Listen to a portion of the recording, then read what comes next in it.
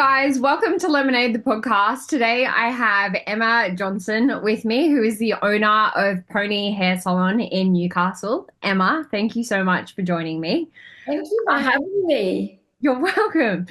Emma, I came to sort of hear about your story, I guess, because you own Pony Hair Salon and you have such a beautiful bunch of women around you that rallied and supported you, that it very much came to be in the headlines that you had been diagnosed with cancer and there was a fundraiser. And I guess I would love to jump straight into it was mentioned, I believe, that it was stage 4. Is that correct? When Yes. you were given the diagnosis. Yes. And That's, is I guess I'll start with, how did you discover that, like, how did it come about that you knew you had cancer? I was at the gym back in December and I'd hurt myself like on one of the pec deck machines. And I was like, oh, that feels a bit weird. Ended up going to the doctors and they told me that it might just be a fatty cyst or it wasn't anything to worry about, and that they'd get me in for a mammogram and an ultrasound, even though I'd already had a mammogram in March last year. So I had to wait 6 to 7 weeks. Obviously didn't think about anything other than, oh, it's just a fatty lump or I've hurt it or strained it. Ended up going in for the mammogram. Then they took me straight into the ultrasound, and the doctor actually did walk in pretty much halfway through it and said, have you got anybody with you today? And I was like, that's a bit of a weird question. Luckily, my girlfriend was in the waiting room because I was a bit nervous about doing it. And I didn't even think I had cancer. The weird thing was I still just thought it was a fatty, I don't know, cell or something that had just, done something at the gym, or never thought cancer. And he said to me, I think possibly you might have cancer. We're going to send you for a biopsy to confirm, because the lump was really hard. And if it doesn't move and it's not jelly, if it's quite hard, that's when they do think it is the cancer cells. Went to the reception desk. Apparently I had another 6 weeks to wait for the biopsy, which I ended up having an argument with the woman on the desk, because I was like, in another 6 weeks, where am I going to be at? Like, they do not rush, it's all 6 weeks for your ultrasound, 6 weeks for your biopsy. Anyway, I didn't take no for an answer. I left that clinic and ended up driving down to Sydney that morning and getting a biopsy done by a completely different clinic and having to pay. Came back to Newcastle, and then the doctor rang me and said, can you come in? Results came through that it was cancer. At that time, this is the end of January that all this happened. And at that time, they thought it was, stage 2. I'd end up having surgery. It was pretty easy to fix. Went in to see a surgeon a few days later. He said it was pretty simple, but they just wanted to go and check if I had any, it had spread anywhere. So I ended up getting a PET scan, which then showed the 2 lymph nodes were infected and I had 2 spots on the liver. And at that point, chemo, surgery, everything was off the table. And then I didn't get told about the stage 4 at that point. I didn't actually know any difference between, stages. And at that point, they told me to go away and that someone would give me a call. And then I went in to see an oncologist the day after. And that's when I was offered the 2 pills a day and basically a 2-year life. So I didn't accept that. Yeah. I came, and that was on a Friday. I remember it as clear as day. That was the Friday night. I came home that night and I was like, I am not going to die in 2 years.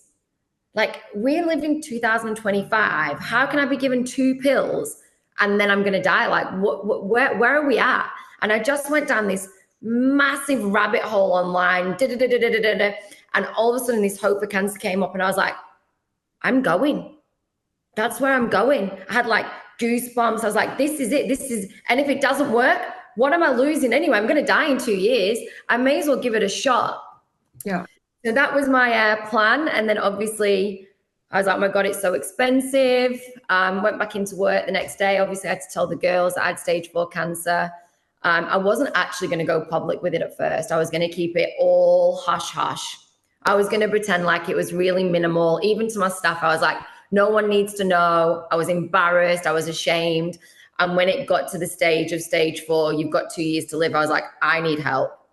Yeah. And then I started to talk to people. And then the Junction Hotel near my work, who have just looked after me ridiculously. 2 weeks later, I've done this massive event and raised 205,000. And a day after, I'm on a plane, like literally the day after I got on a plane to Mexico. Crazy. That's amazing, Emma. And for anyone listening, can you tell us a bit about Hope for Mexico and what they do and like, yeah, just Absolutely. options? So arriving there, obviously really nervous. The first day was super intense, not knowing what to expect. Every single person, staff, receptionist, security guard, patient, just amazing. Love, respect. It's like a whole new, it's like coming out of the real world and you go into this bubble. Everyone's so caring, they look after you. But I guess everyone's walking around, you've got your machines on. It's quite daunting looking at everybody with all the machines on them. Everyone's got IVs stuck to them for the day. The first few days I found really hard, just with the struggle of you don't sit down. It's like treatment after treatment after treatment. And everybody's plans are so different. So if you're like stage 1, 2, you're in there for a couple of hours. If you're like me, you're the first person there and the last person to leave. I was in clinic 12 hours a day. People would be like, bye, Emma. And I'm like, yeah, see you tomorrow. Like 20 more treatments to go. And then they'd come in the morning and they'd be like, have you been home at all? And I'd be like, yep, still here. So like, I think I was like probably one of the highest gone, like at the stage. And it was funny when I first arrived, my doctor, who I absolutely love, like literally loved him for the first minute. We had matching bracelets on. And I was like, oh my God, it's meant to be. You're going to cure me. And he's like, this woman's crazy. And I actually thought he was pretty hot as well and then found out he was gay. I was like, damn it. I could have married him and been well. He could have looked after me for life. So I went into the consult with him on the second day and he was like, oh, you seem pretty upbeat and like, how you feeling? I was like, I feel good, what else can we do? And he's like, can you handle any more?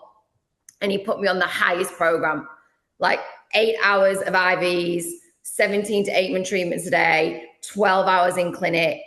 And he said, most people can't handle that. And he literally just put me on, like, there was more things that we could add into the plan for my liver. There was 5 more IVs and 5 more treatments. There was a point halfway through where I did wobble and I was like, oh my God, what if this isn't working? What if that all that kind of disappears for a little bit and then you get the scared zone? What if I've like spent all this money and it's doing nothing? I had a bit of a wobble on day 9 where I completely broke down and cried the whole day. But I still went through all the treatments. They were trying to send me back to the hotel and I was like, no. I'm going to keep going. Like, I'm not wasting a day. But all the support from all the people in clinic, I would never have got through those times. So you're in different rooms. So I was in like a room A, and every single person in that room, we were like family. And we've got a WhatsApp group where we chat every day. We all struggle with, like one morning you might wake up, is it growing? Am I dying? Is it working? Or your brain completely can run away with itself. And then the next day you wake up and you're like, no, I've got this, But it's when you do testing and results is when the head wobbles. Yeah. It's all the time. And then as soon as I've got tests or blood tests, I'm like, oh, what if it's got worse, But luckily at the end of it all, I got very good results. Okay. So my tumor lump had shrunk by 9 millimeters in my breast. Wow. My lymph nodes were exactly the same. They didn't change, but we weren't expecting them. I think they're probably going to be the last ones to change. And my liver was completely clear. So no cancer whatsoever in the liver. Emma, given like back in Australia, they've said 2 years and here are your pills, and now you've got your liver is clear and your tumor's shrinking.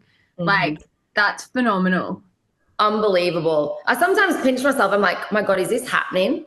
And it's funny, no one else knows about this world of, health, food. The diet is the biggest thing with cancer. Sugar, carbs, alcohol, dairy, it all feeds the cancer and makes it grow. And since the day I got diagnosed, I did not touch sugar, dairy, carbs, and it hasn't grown since. And then obviously on top of that, with the treatments, it's slowly, because you're not fueling the cancer anymore. You know, if someone told me that 4 months ago, I'd be like, that is rubbish. You know, I'd be thinking the doctor's way. I would never have believed this other alternative route. And I think when you're left with zero, with nothing and no hope, and there's no path, and you take a leap, you know, that's when you start seeing that there is another world out there that can cure people. Yeah. It's, yeah, oh, there's so much I want to say. Like, this whole world fascinates me. And for me personally, it's something I'm extremely passionate about and I care a lot about because I've lost a lot of immediate family members with cancer. And so I've seen the pharmaceutical world and then I've also looked into the alternate world. And I just, exactly what you're saying, I believe there's more. And when an industry is based on profiting through pharmaceutical, there's no way that they're going to want to openly show this other world when it's going to be, you know, detrimental to their industry. They're making money.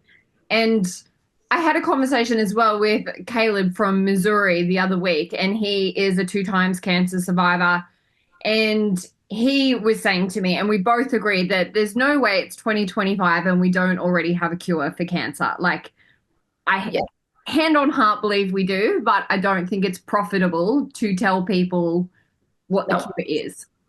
They make too much money out of the sick. Yeah. And they want us to be sick so then they can keep making the money. And how many people are involved? You've got your surgeons, you've got your oncologists, then you've got your doctors. They're all together in it.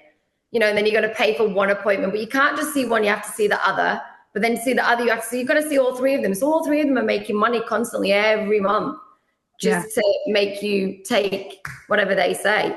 It was funny when I told my oncologist what I was doing to start with. I think it was a joke. You know, it was a bit like, no, that can't really comment on that. When now I think it's different. Have you been back to your doctors in Australia and do they know that, like, what your results are now and that what have they said? So I went back to the doctors because I had to go there to get my blood tests and ultrasound for Mexico, because obviously you can't just walk into a clinic and get it. So I've had to use them to go in. I told him about it all and he said, oh, it could be the fact that, you know, I had the Zempex injection back in January and it only lasts 4 weeks. So this is now March. And he said, oh, it could be the Zempex that's made it shrunk. And I was like, that was back of January and it only lasts 4 weeks. And I've had I came off it when I went to Mexico to be there natural. And he goes, oh, right. Well, they just prey on the weak. And I was like, you know what? I can't wait to show you differently. And then I said, well, look, I'm going to need scans and blood tests. If you're happy for me to come in and ask for them, obviously, you know, you got to pay whatever. That's going to be my journey for however long until, you know, it's gone. And he's like, didn't really want to talk about it. My oncologist, I then went to see, and we've agreed as long as it doesn't grow, we're going to never talk about the tablets. But he's going to keep an eye on me now from the sidelines. And if I do get any results where it has progressed, we're going to maybe look at taking the pills. But it isn't going to progress. It's not going to go bigger. Like, I'm not feeding it, you know, I never miss a treatment. I'm so determined. It was funny, my doctor said to me, what's your timeline for beating this? And I went, 3 weeks. He was like, yeah, okay, let's try another one. And I was like, 3 months. And he's like, how about Christmas? And I was like, damn, that's ages away. Christmas. But, you know, it's funny how you look at it. Yeah. Definitely keep that attitude with it. I'm still going 3 months. It's funny. When I got my results last week with the 4 millimeters, I know it's not 9, but I honestly thought I'd got home and it had grown. So when I got the 4 millimeters smaller, I was like, yes. And then I was like, oh, that's really rubbish. I was like, I've been home a month. It should be way smaller than 4. But hey, it's a marathon, isn't it? Not a race. 100%. And with this, I imagine you have already touched on it. The head game, like the mental game, would be so strong and so Yeah, just battling that inner voice of, am I doing the right thing? And because we've been conditioned to believe that there's one way to cure cancer, anything else is rubbish and it's all hocus pocus. So I guess on what do you do on your hard days when that mental game is so strong? What do you do to overcome that? Honestly, I give myself a slap. And I'm like, girl, get your shit together. Yeah. And then I think about, how far I've come. I might play music's got me through a lot recently. I've got a few songs that if I'm feeling a bit down or upset, I'll crank the music on and it brings my spirit back.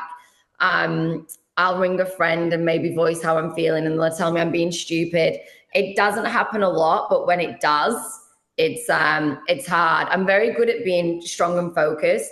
But when I come down and go, oh my God, what if? Like the other day I was like, what if death is around the corner? Like, where am I doing the right thing now? What if it gets worse? I don't know. You start thinking all sorts. I think until you're like really down to the end and you're really beating it, it's hard to play with the games with the head. I mean, I'm only 3 months in. So like 3 months ago, I got diagnosed and I'm still, my world has completely changed every way, shape or form. Yeah.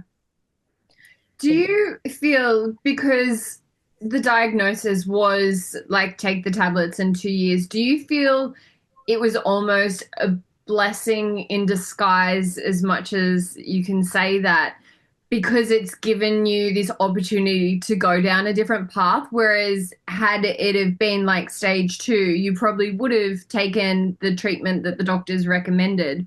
So do you feel like there's a silver lining in being able to open up to this whole other world? Honestly, it sounds really crazy, but I think I've got a guardian angel who's just gone, no, that is not happening. Like zero. And also people that do and I didn't know this before, but anyone that does the surgery and the chemo route, 99% of the time they get cancer within 2 years again. It spreads and it's not even in the same place. It's other places.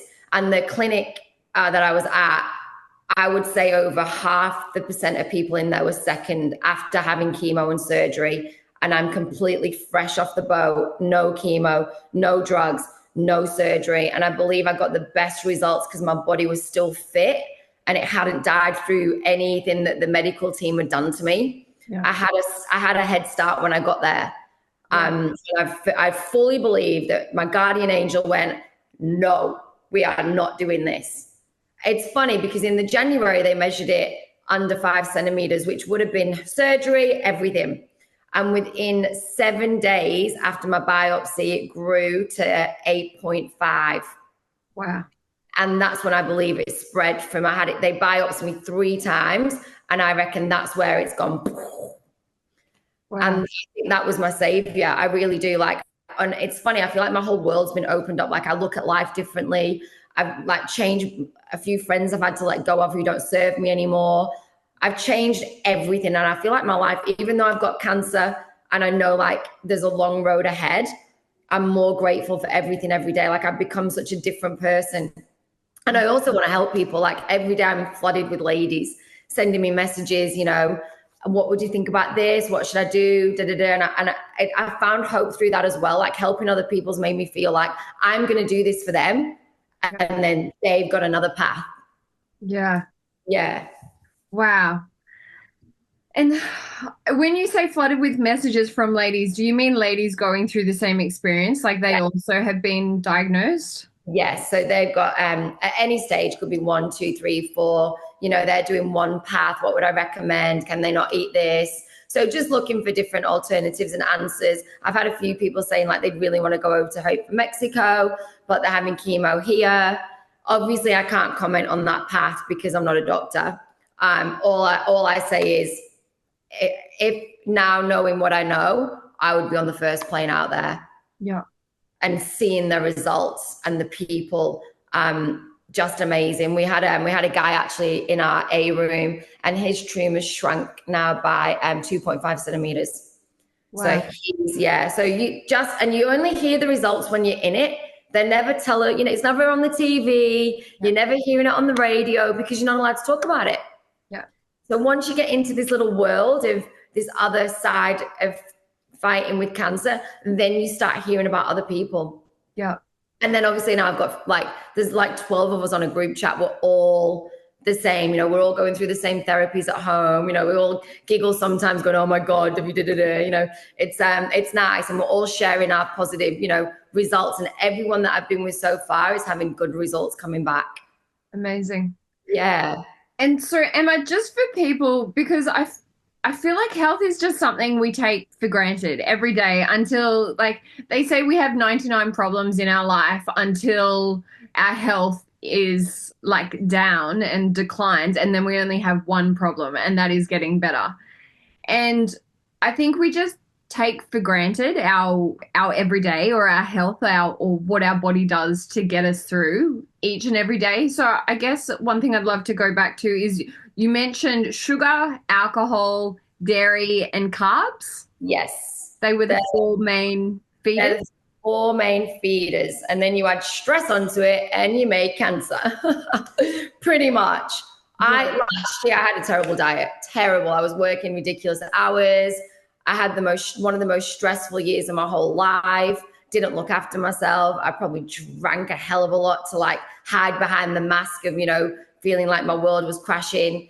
And since the cancer and changing, I'm fitter than I've ever been in my entire life.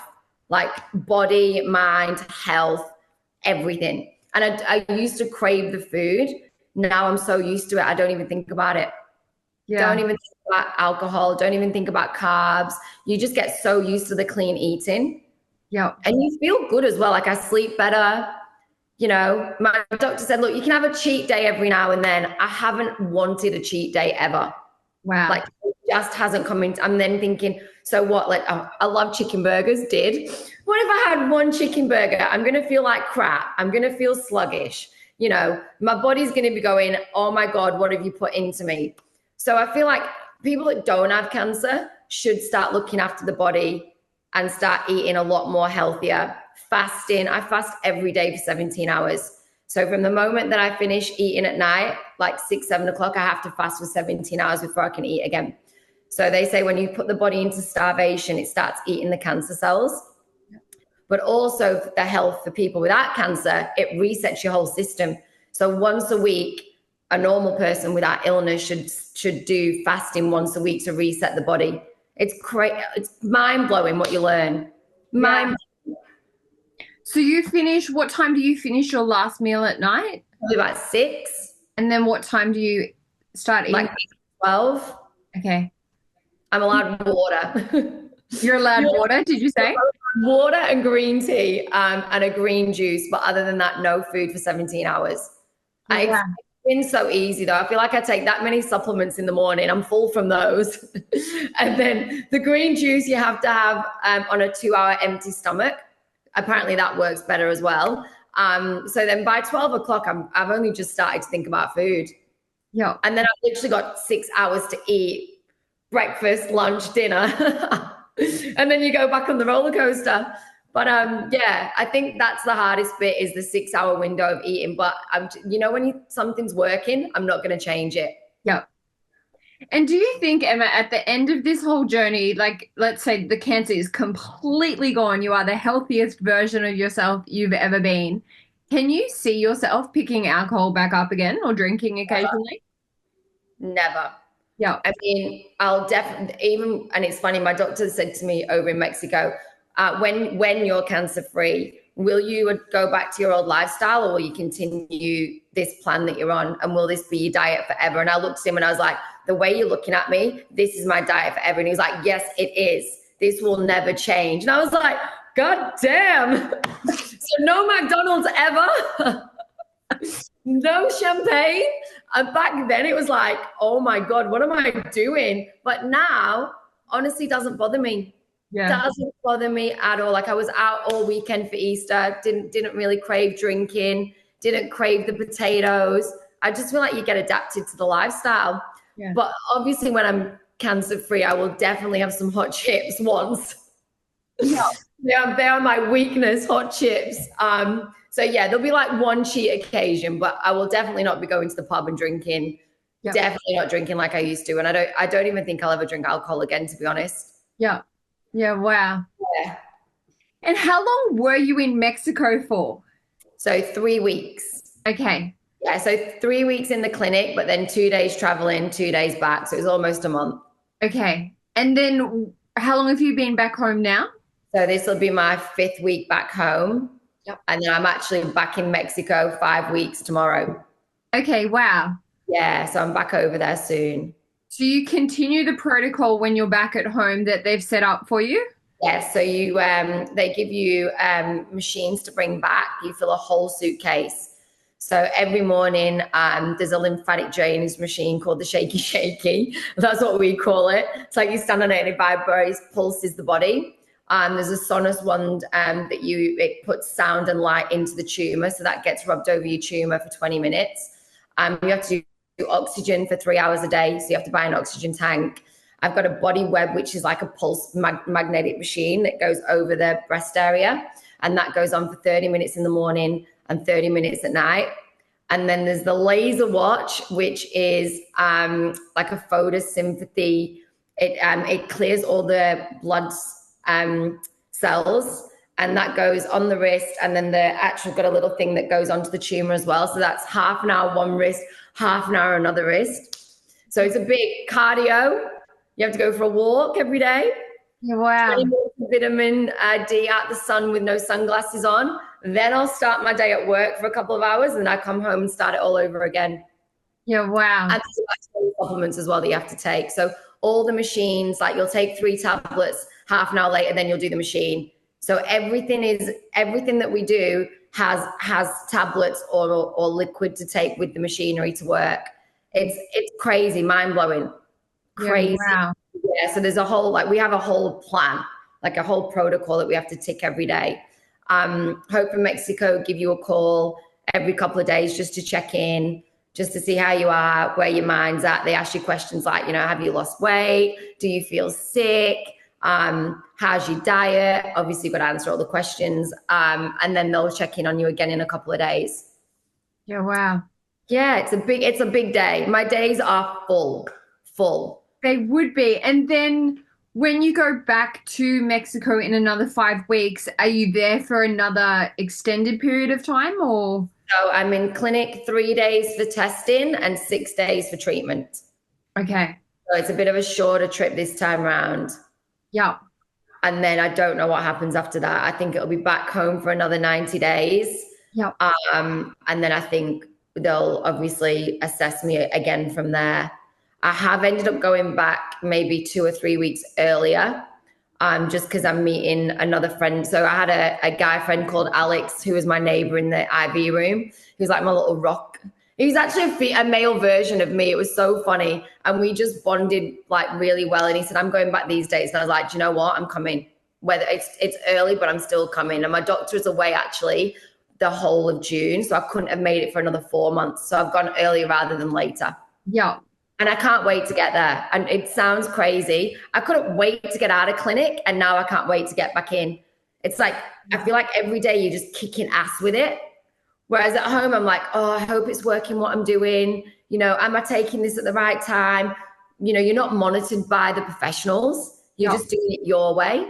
Yeah. I'm excited to get back there.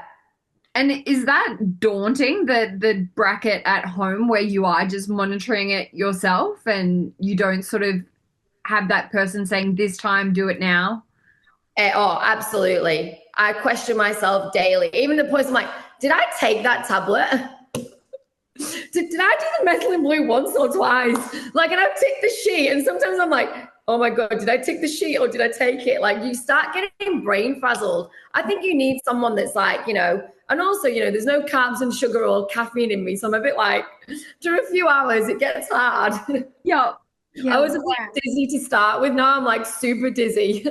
Wow. Oh, you're an absolute trooper, Emma. I can't imagine. For me, I think the biggest part would be the head game. So I think even just your presence online and how much you keep showing up and just, like not skipping a beat. And I just take my hat off to you with how I think your mindset with it is everything. And I've in the past seen people talk about beating cancer through watching, like just eliminating all negative things in their life, like food, diet, but people. And this woman was saying that she just watched comedy channel after comedy channel and just kept her headspace in like such an uplifted place. And I think, yeah, obviously it all like adds into it. So I take my hat off to you. Like it's Just a phenomenal. determined little shit. Like, I don't know. I just got it in my head and I'm like, you are not going to win. And I think every time I start to think about crumbling, I'm like, no, no, that's it. I know I'm winning this battle. You are not taking my body. So it's kind of like, yeah, I think the way I got told as well, like the tablets in 2 years made me go, oh, you can't tell me that. So I've kind of had a few bumps in the road that's made me go, I'm going to beat this because of this. So I feel Yeah. like I've got a huge mountain to climb, and then I can't wait to go, guess what? I'm cancer free. Yeah, I did it. I've got this yearning desire to go, yes, it's gone. Something you said too, Emma, a moment ago when you mentioned walking outside with sunglasses off. So I was Yes. listening to a podcast the other week, and it actually, there's just so many layers to cancer and what they teach us or what they don't tell us. And this one podcast I was listening to mentioned that the glasses actually block the specific light that prevents the sun rays from turning into cancer. So when we wear sunglasses, it exacerbates the chances of getting cancer as opposed like when we get sunburnt, whereas taking the sunglasses off and just getting the natural light into our eyes, it lowers the chances of the sun rays turning into cancer. Did they say anything about that or did they explain why the sunglasses off? So they on the sheet is 20 minutes of sunlight without sunglasses because the vitamin D can't get into the body, and we can't soak in the sunlight. And they also said first thing in the morning or last thing at night or between 11 and 1 in the afternoon is the best time to get the UV that the body needs. So it's sort of like a reset for the body with the sunlight going in. And hey, I wear sunglasses when it's not sunny. Like, you know, we wear them for fashion. We wear them to cover up if we don't feel great, you know. We wear them because we think we look good in them. We walk out the house, sunglasses. It's like you go on a walk, sunglasses, and the main thing we're walking for is the fresh air and the light. Yeah. So I've tried to keep my sunglasses down and I take in the sunlight. Yeah. And how are you going with that? Do you notice like just having to catch yourself out on your previous lifestyle habits to change lifestyle habits? There's lots of change, lots. I think my whole life's changed apart from work, which is obviously still the same. And the girls are great. I think like personally, out of work, in my house, my whole life's changed. Sunglasses again, like driving. Okay, driving, we can wear them because the sun's not getting us. But I think walking or going out or on the beach or sitting in your garden, you've got to take your glasses off and get the sun. I don't know if we just froze. I'm so sorry, guys. That was my fault. That froze on my end. And I was like, Emma, I think I've lost Emma. Emma had said to me before this, I'm sorry to dob you in. You mentioned that you were nervous, and I was like, don't be nervous. I've made so many mistakes during doing a podcast. And I think your angels just like, you know, made me stuff up big time. So you feel so relaxed and at ease with me making a mockery of myself. Funny.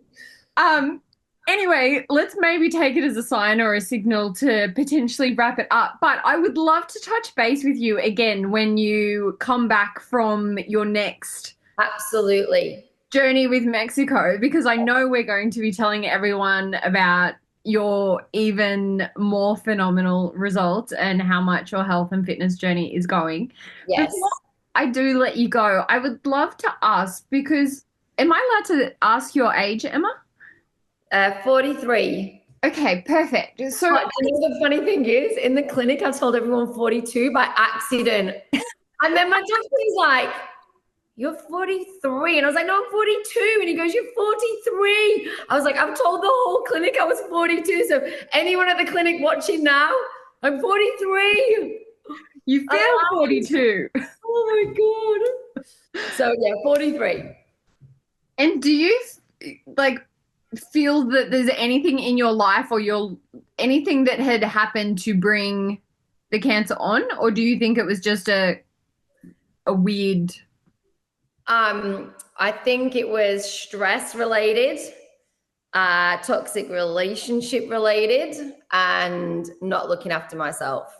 Yeah. I got tested for the cancer gene and I'm completely clear. So I don't have any cancer gene. I haven't inherited from any family member completely, but my body's completely normal. So I haven't got it from anything other than stress, trauma, wrong foods, running myself into the ground. Yeah. Unfortunately, it is the biggest cause of cancer. They say that there's a very small percent that actually do inherit the gene, and it actually does cause cancer. It's more of our lifestyle living, the things that we use in our kitchens, even to the dishwasher tablets, to washing our clothes, all the toxics around us. And then obviously putting stress on top of that. Like I said, I had like the most stressful year. Last year was one of my biggest stressful years. And that does bring it on. So it's crazy, and trauma as well, life trauma. Because we did over in Mexico, we did like a therapy session with a counselor. And at first I was like, this is ridiculous. There is nothing wrong with me. I do not have trauma. I do not have issues. Like, I'm strong. I kind of think I'm like this independent, strong lady. And I came out of it and I was like, oh my God, I've got so many issues. Like, I've worked through them now, but at the time, you don't see them.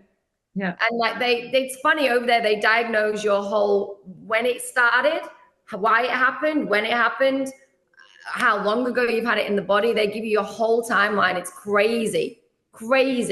Wow. But yeah, I made some pretty bad choices in relationships in Australia that has been a bit of a heart pull. So I think that's obviously had a lot to play on it. And then obviously not looking after my body, and then adding stress with work and emotional stress. Unfortunately, we run ourselves into the ground and the body screams for help and we don't listen. And then this is what happens. Yeah. Anybody out there needs to all readdress, stress life, just live to be happy. The little things don't matter anymore. I used to get stressed about the smallest little things, and now I'm like, wow, I do not get stressed about the little things ever. It's like cut off, done. Not interested. Yeah, wow. And the toxins in the home is a huge one. One of my girlfriends has recently had a baby, like he's 9 months old now, but she is low tox everything, like even with the pram she uses with him and the toys, and there's so much in the home that we're not aware of. So is that something you've changed as well, like the products you use in your home now? I got off the plane. Literally the minute I got off the plane and into my house, I binned my entire house.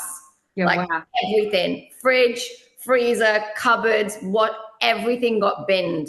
Makeup, creams, bath wash, all of it. And my bins were packed. Yeah, wow. Everything that didn't serve me went in the bin. And then I bought everything now, all organic, like my dishwasher tablets, all home friendly. There's like special websites you can go on and buy all your stuff, like detergent, liquid. Everything is friendly user. We can't have any poison or toxins in the house. It only feeds the cancer. And the same with your foods. Yeah. Do you mind, Emma, like later on, like when we speak offline, is sending me those links so I can put them up with your... Yeah, I would love people to have access to those. Absolutely. Yeah. Yes. Where to purchase that. And there's sorry, go on, you first. No, you go. I lost my train of thought. There you go, is kicking in. That's what I did the other day. The nerves are coming back. Don't worry. One question, everything you're saying about Hope of Mexico makes me just think, oh my goodness, I'd love to go there just as a holiday, just to do this as Is there an element to them that does this as a health retreat, even if you aren't fighting disease? Can you go there as a health retreat or not? So you can, if you're a plus one of a patient, so you get a free companion that goes with you. Wow. And your companion can go into the other part of the clinic for a week and have all testing done.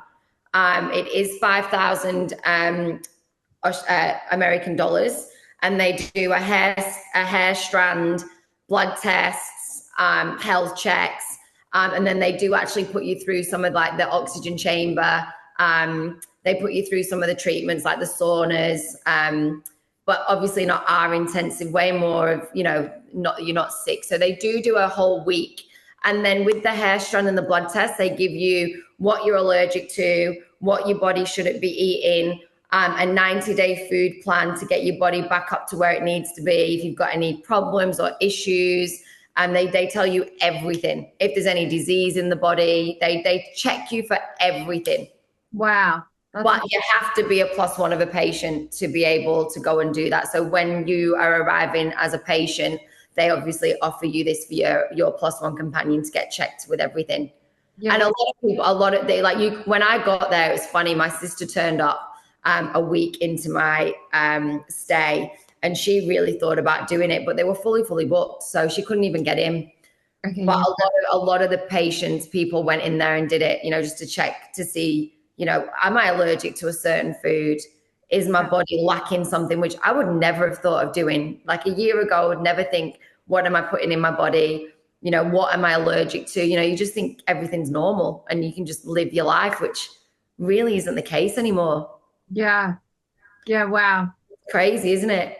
100%. And I guess the thing that blows my mind is it's not until you have the experience yourself or someone close to you has this experience that you start to look into things. Like we're just not told or taught otherwise. And that's what I think is criminal, really. Like we should be given this information. We should all know this so we can make the right choices for ourselves. I agree. I feel like it's one of those topics, like it's a hard topic to talk about and not sound crazy. This is what I'm doing. I'm curing cancer. Crazy. Go take your chemo pills. Like, it's like, so for someone to actually talk about it openly, by the way, I use everything organic. Oh, she's one of those. They look at you like weirdo. And it's true. Like we judge people today in the society, someone ordering a green juice or a green tea. Oh yeah, she's a bit of a health freak. Actually, no. The body actually needs that sort of thing in it to make it work and feel good. And again, yeah, like in December, I would never have ordered a green juice or a green tea. I'd have been a full caffeine, give me some caffeine and sugar. But crazy. And people should talk about it more and rave about it. And, the home toxins, you just don't realize that everywhere. They're all around you. Yeah. And on the coffee front, is that bad for you, for your health? So the only reason they ban that, so caffeine's obviously in green tea. But the difference between caffeine and coffee, your spike goes high and then you drop. Right. So when you've got cancer, your body can't go into high, flight, and low. Whereas the green tea, it slowly releases into the body and you're just on an even keel. So you never get that high and low. Yeah. So while the body's in fighting the cancer mode, they don't want it to concentrate on, high of the coffee and low. Yeah. Sugar obviously feeds the cancer. So, and the carbohydrates, the body takes so long to digest that the body's concentrating on cutting all that food up rather than concentrating on actually, I'm going to kill the cancer. So yeah. Everything they suggest is a reason why you shouldn't do certain. Yeah. I said that, I was like, well, hang on, coffee's got caffeine in it and so is green tea. And then when my doctor explained it, I was like, wow, I would never have looked at it like that. You do woo, and then you zoom, and your body's fighting that high and low where your other one is just straight. And that's how they want you the whole time. Yeah. Because then your whole body's concentrating on fighting the cancer and not fighting other things. Yeah, wow. Amazing. Crazy what you learn. 100%. So I'm still learning every day. Like every day I learn something new, honestly. It's crazy. Does Hope for Mexico send you home and say, read this book or look into, do they give you things to look into? So they do give you a Hope for Cancer book to read, Yep. which is all about the studies and the 7 principal keys, how it works, what they're about. And then the doctor did recommend me 1 or 2 books to read as well. So they do put you in the direction. But I think as well the patients, we all talk about what to read. Like How to Starve Cancer was the first book that I read. Unbelievable read.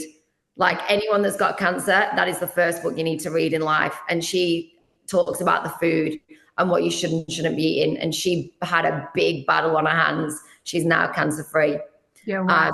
That was like one of the #1 books to read. And then the Hope for Cancer book, you can buy online, and that just talks about the clinic, what Dr. Tony, his ways and how he believes to cure cancer and what each thing does to cure it. And it's crazy what you learn when you read the book as well.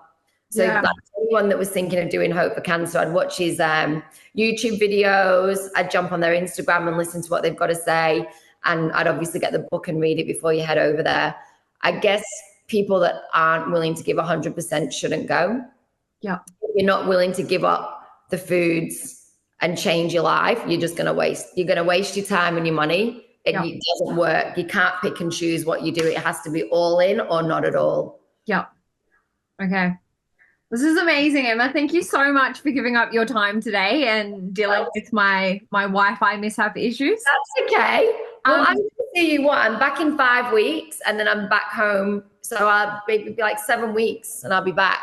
Okay, perfect. And Let's say in 8 weeks we'll speak with you again then. And so we'll be like, it's cured. I'm joking. Yeah, no, it will be. No, I know it's going to take a bit more time. I'm just being too hopeful. Too hopeful is the best. I personally think the best way to cry about these things. You've got to stay positive. 100%. Well, thank you for having me. Thank you for joining, and I wish you, every luck with it. And I'll definitely stay in touch with you and speak with you again soon. And we'll pick up where we left off and hear about even more of your amazing journey. Thank you. Thank you so much, Emma. Thank you for joining me today. Bye. Thank you.